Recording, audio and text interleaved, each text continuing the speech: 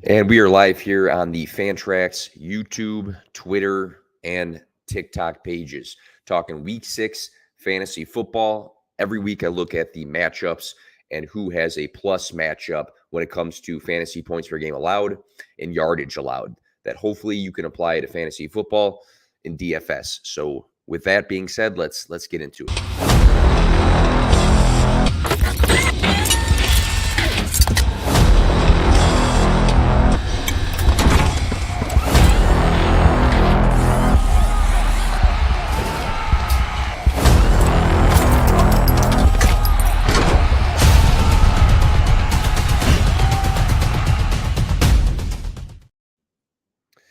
All right, so looking at player spotlights for this week who have a plus matchup, starting off with our London game and Zay Flowers. So the Titans allowed the 8th most fantasy points per game to wide receivers and the 10th most passing yards per game this season. Zay Flowers was targeted 11 times last week, but caught just 5 of those. He had some frustrating drops. Flowers did finish with 73 receiving yards, which marks his second week over 70 receiving yards this season. Flowers leads the Ravens with targets with 40. Mark Andrews is second with 28. He did miss a game, but that's a decent gap between him and most of the other guys on the team. So leading the team in targets with a very positive matchup in this one, I think is a big boost for Zay Flowers. 3 weeks above 14 yards per catch, along with some rushing attempts on the season. That just shows some upside. So I like Zay Flowers this week in that London matchup against the Titans. Next, I want to talk about Bryce Young. Bryce Young had a really good week last week, so I want to highlight him this week. The Dolphins allowed the 8th most fantasy points per game to quarterbacks and the 13th most passing yards per game this season. Bryce Young, again, had his big performance in week 5, throwing 25 for 41 for 247 passing yards and 3 touchdowns.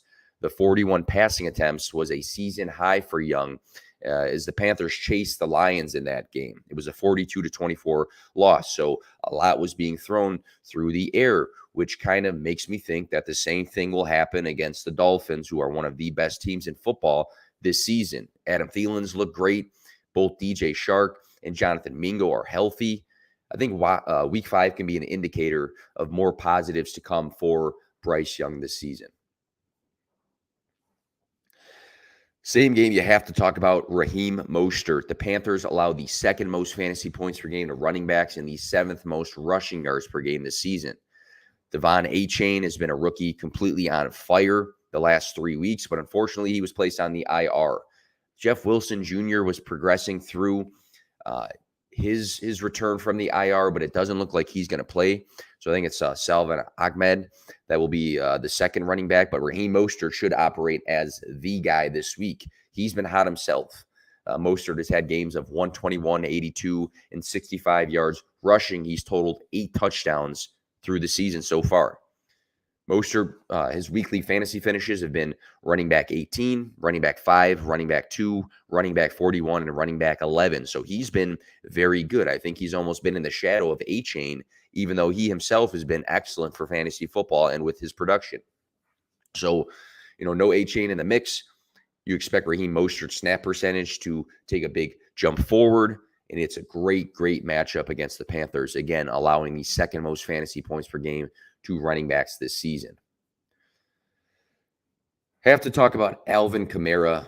He's returned from suspension to play 2 games. The Texans allow the 7th most fantasy points per game to running backs this season. In his week 4 return, he rushed the ball 11 times for 51 yards, but most importantly in that game, he caught 13 of his 14 targets for 21.4 fantasy points. The very next game, so last week, Kamara doubled his rushing attempts and finished with 80 rushing yards and a rushing touchdown, along with 3 catches for 18.7 fantasy points. So you have a 2-game sample size where one game he had a ton of volume through the air. The other game, he had a lot of volume on the ground. So on any given week, he can get one of 2 of those categories to a high extent, but also we can think, hey, this guy can get a big mix of these things. And when you have such a plus matchup for a running back who has been a top 10 fantasy running back the last 2 weeks upon return, you just got to think that he's going to have another big week. Logan Thomas. So the Falcons allow the second most fantasy points per game to tight ends this season. Logan Thomas is coming off of his fantasy best week, his best week since 2020. It was actually week 15 of 2020 the last time he scored anything near this, 20.7 fantasy points. Thomas caught 9 of his 11 targets for 77 yards and a touchdown in week 5. Thomas has earned good volume twice now this season. In week 1, he had 8 targets. In week 2, he went on to score a touchdown, but then he got knocked out of that game with a concussion. So he missed week 3 because of that. It's clear that he has a great connection with Sam Howell. He's been the heaviest targeted player in his team's offense now twice this season. So it's a great matchup. I think Thomas has a chance to stay hot in this one. Next, I want to talk about Drake London. So the Commanders allow the 3rd most fantasy points per game to wide receivers and the 12th most passing yards per game. Drake London is coming off of season highs in targets with 9 and receiving yards with 78 in week 5. London opened up the season with concerning volume. He was only targeted once in that game, but then after that, 8, 6, 7, and 9 targets. So former first-round talent, I think he can continue to have positive performances in week 6 because this Washington matchup is great, and the usage from week 5 is very encouraging. Michael Pittman Jr., I want to talk about him against the Jaguars this season. So he faced the Jaguars in week 1, where he caught 8 passes for 97 yards and a touchdown. It was a season high 23.7 fantasy points. This big performance did come with the rookie quarterback, Anthony Richardson, who unfortunately was placed on the IR. We have Gardner Minshew stepping in, who should be competent to be a quarterback. He's a former starter when he's gotten the chance in the past. So it's not like we have a super concerning backup to start this week. Pittman opened up the season with 11, 12, and 11 targets, but his targets have dipped the last 2 weeks to 5 and 7. The Jaguars allow the 15th most fantasy points per game to wide receivers and the 6th most passing yards per game this season. So I think it's a pretty plus matchup for 1. And then for 2, he's already balled out against the Jaguars. So I like Michael Pittman Jr. to follow the same suit in week 6. Same game, Calvin Ridley. The Colts allowed the 9th most fantasy points per game to wide receivers and the 5th most passing yards per game this season. In week 1 against the Colts, Calvin Ridley caught 8 passes for 101 receiving yards and a touchdown, season high 24.1 fantasy points.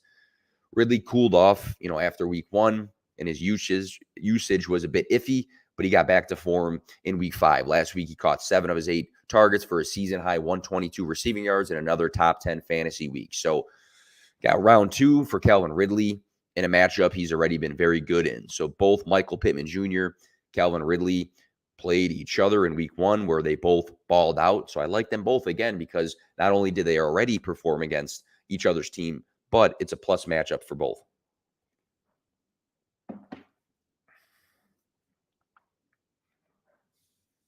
So I want to mention Jackson Smith and Jigba. This is going to be a spicy take here. Last week, my spicy take in the article I produced, the matchups article, said that Raji Rice should be spotlighted and should be flex worthy. And Raji Rice actually was a hit. I think he had like 13-ish fantasy points, which was a lot more than what he was projected. And he's actually a guy that probably is going to be, big in waiver articles and waiver videos this coming week. I want to talk about Jackson Smith and Jigba, though. The Bengals ranked 23rd in fantasy points per game allowed to wide receivers this season, so it's not a plus matchup by any means. But I do see the script of this game being through the air. Jackson Smith and Jigba hasn't done anything significant this season. So ultimately, the focus here is going to be on DK Metcalf and Tyler Lockett by the Bengals. JSN did have wrist surgery right before the season, but he didn't end up missing time. But I kind of wonder sometimes if this has potentially slowed his production down at all. In week 4, JSN earned 6 targets. Week 6, he earned 6 targets as well. We had the bye week. You see so often that things change after the bye week. It's like that buffer week for teams to get things right. And with the Seahawks having that bye week, JSN having those 6 targets the week prior, him being that first-round talent, him being just an amazing talent in general, I'm wondering if that bye week was a turning point in the usage of him in that Seattle Seahawks system. So I'm going to, have a spicy take here that this might be the coming out party for JSN this week in a big matchup against the Bengals. Jamar Chase, though, in the same matchup, the Seahawks allow the second most fantasy points per game to wide receivers in the third most passing yards per game this season. So huge matchup. That's a plus for wide receivers. T. Higgins missed week 5 after leaving week 4 with rib injuries. He continues to be limited. We're not sure if he's going to play. Last time I checked, he was going to be a game time decision. Jamar Chase had a slow start, seeing under 10 targets in each of the 2 opening weeks. Didn't score well for fantasy, but the last few weeks, the last 3 weeks, he's been very Jamar Chase. 15, 9, and 19 targets, 141, 73, and 192 receiving yards, 26.1, 14.3, and 52.2 fantasy points. This is the Jamar Chase that we all, projected and expected. These sort of performances the last 3 weeks where he's heavily targeted, big receiving yard production, and solid fantasy scoring. That's the Jamar Chase that we know and love. So I just think with this matchup, obviously he's in your fantasy football lineups, but DFS, I think I'm plugging him and I'm paying up for for Jamar Chase.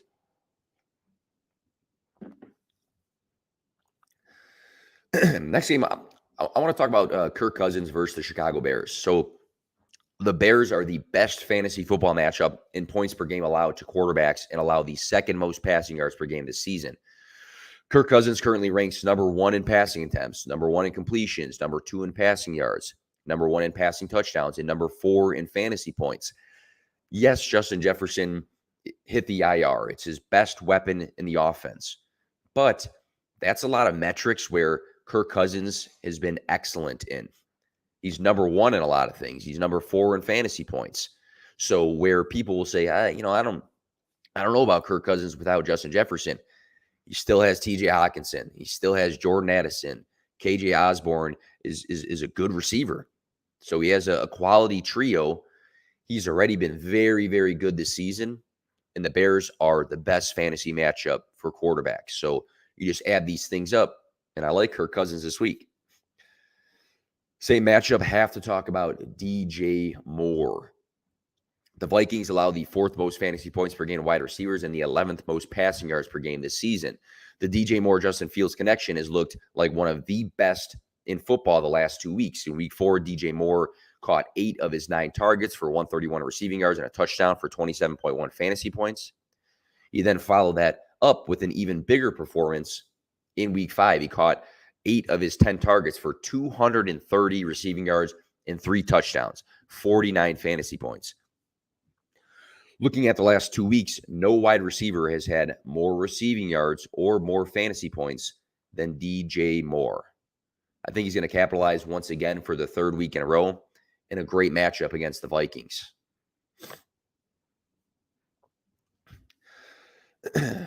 Ramondre Stevenson. So the Raiders are a middle-of-the-park matchup for fantasy football across all positions. Ramondre Stevenson opened up the season with 14.9 and 15 fantasy points, but he scored under 8 fantasy points in the 3 games to follow that. So not super great.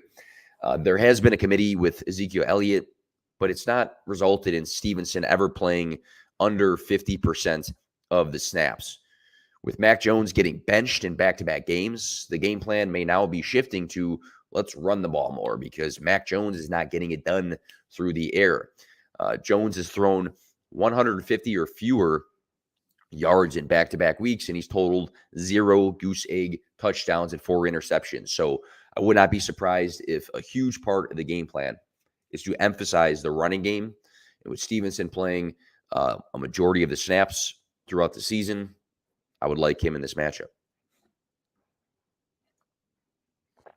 All right, Josh Jacobs. So the Patriots allowed the 12th most fantasy points per game to running backs this season.